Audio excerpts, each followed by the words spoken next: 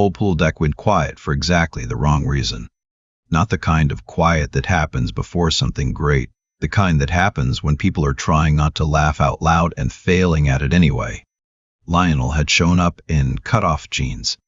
Not swim trunks, not athletic shorts, denim cutoffs, frayed at the hem, the kind you get from a pair of work pants that wore through at the knee. He was carrying a towel that had seen better decades, and he was holding it against his chest like a shield, like he already knew what was coming. The Ridgemont Aquatic Center was not the kind of place that got many Lionels. It was a private facility, tucked into the east side of town where the houses had 3-car garages and the kids started swim lessons at age 2. The bleachers held maybe 60 people that afternoon, and most of them were parents who had driven their children here in SUVs that cost more than some people's annual salaries. They sat with their lanyards and their club membership cards and their Yeti tumblers, and they watched Lionel walk through the gate like he had wandered in from somewhere else entirely. Which, to be fair, he had. He was 23.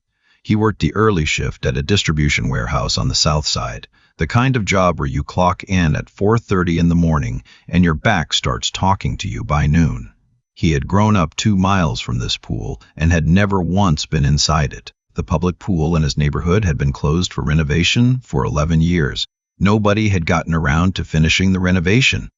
Lionel had taught himself to swim in the river behind his uncle's property, in water that moved and had no lane lines and didn't care about your form. He had gotten good at it the way people get good at things when there's no one watching and no one coaching and no one to tell them they're doing it wrong. He had gotten good at it the way you get good at surviving, quietly, stubbornly, without ceremony. He had seen the flyer at the library, open qualifying trials, regional masters division. Any adult could sign up. So he had. Coach Whitmore was standing at the far end of the pool when Lionel checked in at the table.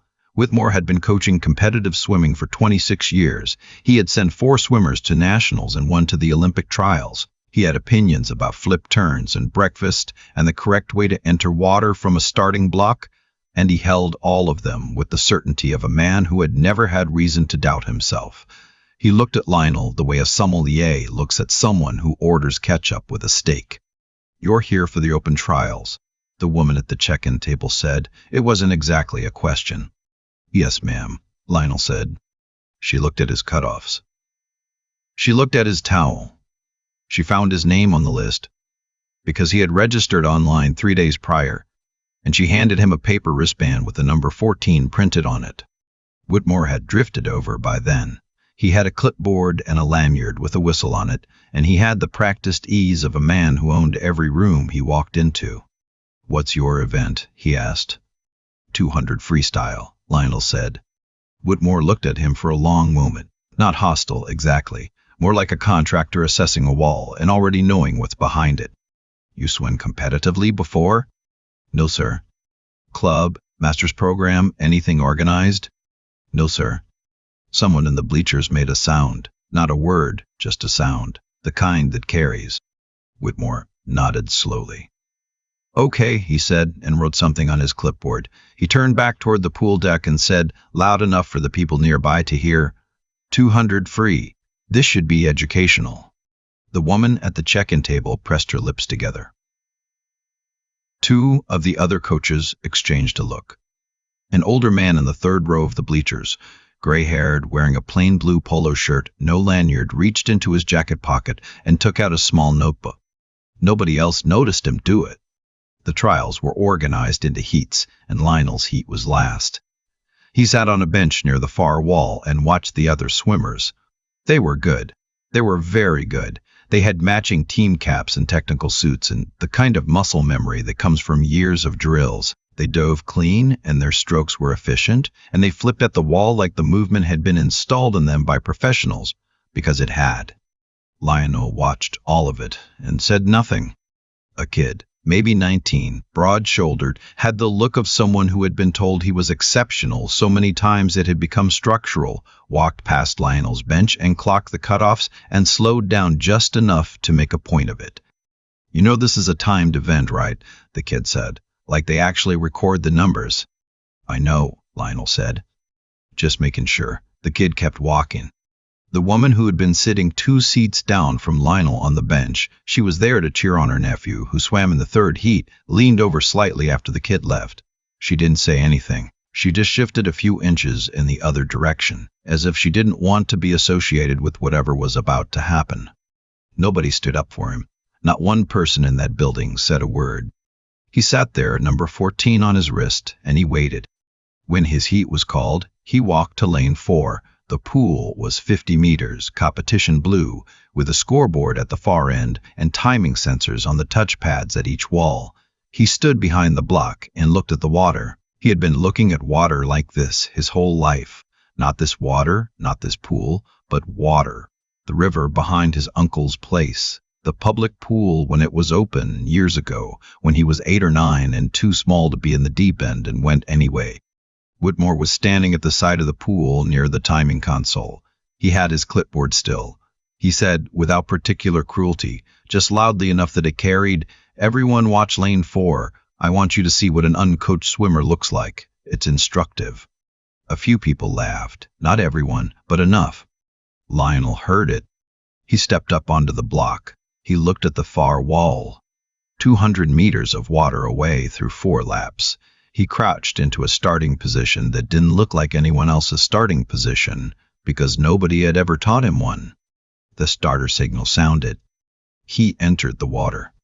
The thing about watching someone swim who learned in a river is that the first few strokes don't look impressive. There's no textbook entry. There's no perfect angle. Lionel hit the water at something that a technical coach would flag immediately, and the first 2 seconds looked exactly like what Whitmore had predicted. And then something happened. His stroke opened up. Not the way a trained swimmer's stroke opens up, all angles and mechanics and deliberate rotation. It opened up the way a door opens when someone who built it from scratch finally turns the key. It was his stroke, entirely something he had developed over years in moving water that didn't cooperate, and it was not correct by any rubric Whitmore used, and it was fast. Not a little fast. Fast. By the first 50 meters, 2 of the assistant coaches had stopped talking. By the turn, Whitmore had lowered his clipboard. By the 100-meter mark, the pool deck had gone the kind of quiet that has a texture to it, the kind of quiet where you can hear the water moving off someone's arms. In the bleachers, the man in the blue polo shirt was writing in his notebook. Lionel didn't know any of this. He couldn't hear the deck from inside the water. He was doing what he had always done, in the river, in the public pool when it was open, alone in water that nobody had handed him. He was just swimming. He was swimming the way you swim when you have nothing to prove to anyone watching because no one who mattered had ever been watching. He touched the far wall at the end of the second length and flipped. The flip wasn't textbook either. It worked. He came off the wall and his legs churned. And there was something in the way he moved through the last 50 meters that the woman in the bleachers who had shifted away from him, she was on her feet now, without having decided to stand up, without quite knowing when that had happened. He hit the touchpad. The board lit up. Whitmore looked at the number. He looked at it for a long time. He looked at it the way you look at something when your brain is doing the math, and your pride is doing a different kind of math, and the two aren't arriving at the same answer. The kid in the broad shoulders who had stopped to make a point of the cutoffs, his number was on the board from the third heat. It was higher than Lionel's, by 4 seconds. In competitive swimming, 4 seconds is a country. Nobody said anything for a moment. Then one of the assistant coaches, a younger woman named Bex, who had been coaching for 3 years and had not yet had time to acquire Whitmore's certainty, made a small sound, not a word, just a sound, the opposite of the one from the bleachers earlier. Someone started clapping. Just one person first, a man near the top of the bleachers who didn't know anyone in the pool and had just come to watch his friend's kid swim, and had ended up watching something else, then a few more. Lionel pulled himself out of the pool. His cutoffs were soaked through and heavy. He stood on the deck and picked up his ancient towel and pressed it to his face, and when he took it away, he looked at the scoreboard the way he looked at things. Steadily, without drama, the way you look at something you already knew. Whitmore walked over. He had his clipboard at his side now, not in front of him. That was the first thing Lionel noticed. The clipboard had moved. "Where did you train?" Whitmore asked. "The river off Route 9, Lionel said. "Behind my uncle's land." Whitmore was quiet for a moment. Your technique needs significant work. I know, Lionel said. Your time doesn't reflect that. I know, Lionel said again. Whitmore looked at him, and something moved across his face that he didn't quite manage to control. It wasn't admiration exactly, or not yet. It was something that comes before admiration, the moment when a person who has spent decades being certain about things encounters something that their certainty didn't account for. He didn't say anything else. He wrote something on his clipboard and walked back toward the timing console. The man in the blue polo shirt had not clapped.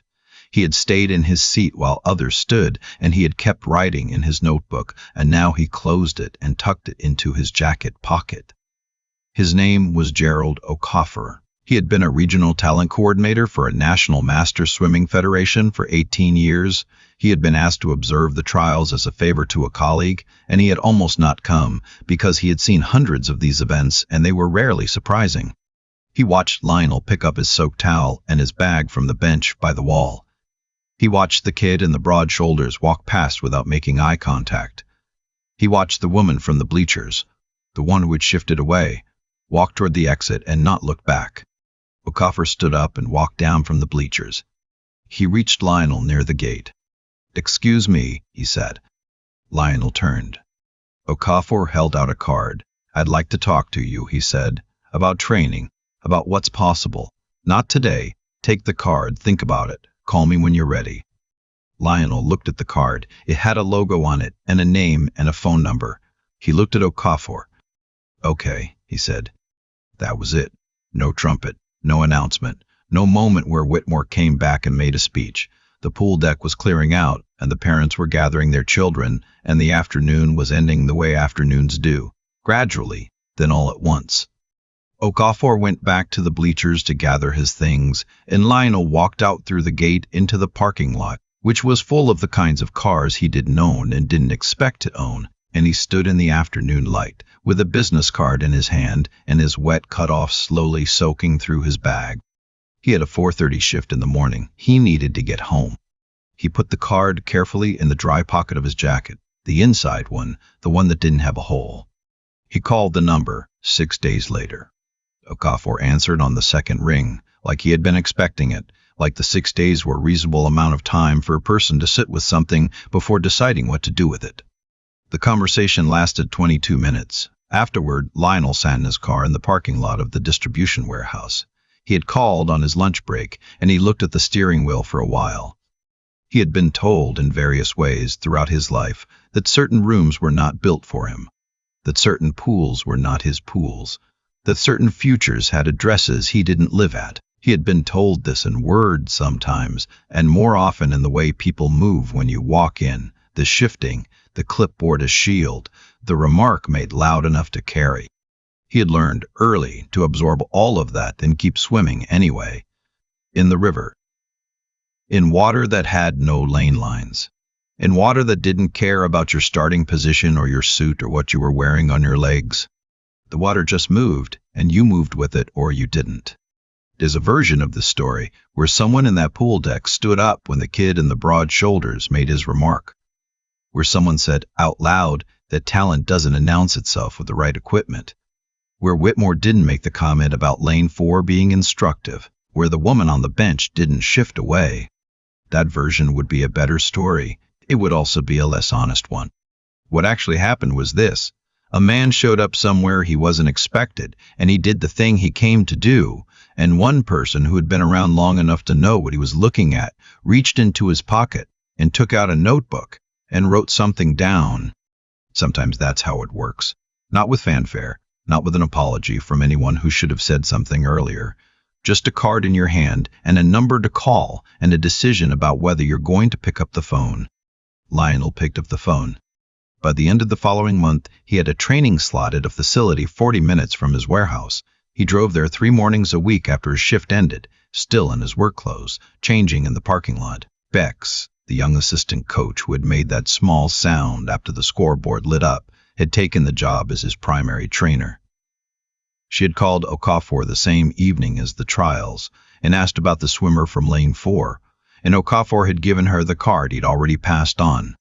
His technique, Beck said on the first day needed significant work. He knew, he told her.